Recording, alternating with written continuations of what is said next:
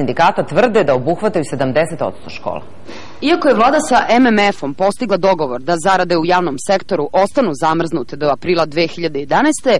sindikati prosvete traže povećanje od 10%, kao i odmrzavanje budžeta za jubilarne nagrade. Već 2 godine plate u prosveti nisu povećane, znači sa 423 evra prosječna plata je spala na 335 evra, znači pad je neki 21%, tu još dodajemo i inflaciju, naravno.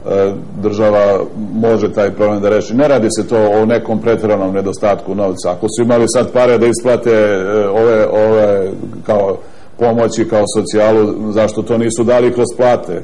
Povećanje zarade. To je moglo da se uradi, da je ministarstvo na vreme uradilo socijalni program, nije urađeno prošle godine ništa, moglo je 5000 ljudi da ode iz sistema, tako da bi se popunila radna mesta i moglo bi da se nađe prostora za povećanje zarada. Međutim, to nisu jedini razlozi protesta koji će Unija prosvetnih radnika održati 1. septembra, kada će svoje zahteve predati predsjedniku Srbije, premijeru i ministru prosvete.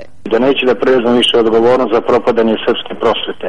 Ona je propala kako god hoćete, po svim segmentima, ako hoćete i strategijski, ekonomski, mi najmanje ulažemo u obrazovanje, imamo najviše nepismenih u Evropi. A kada je reč o dugoročnijem štrajku koji će se kasnije održati, kako tvrde, za sada neće ići na potpunu obustavu rada. Nego ćemo biti sa skraćenjem časova, što đaci baš i toliko ne pate zbog toga. Iz Ministarstva prosvete poručuju da država redovno ispunjava svoje obaveze prema zaposlenima u prosveti, imajući u vidu ukupnu ekonomsku i socijalnu situaciju. Kao i gore navedeni podatak, Ministarstvo prosvete smatra da nema razloga za štrajk i očekuje da će školska godina, kao i prethodne 2 godine, početi na vreme, u sredu 1. septembra.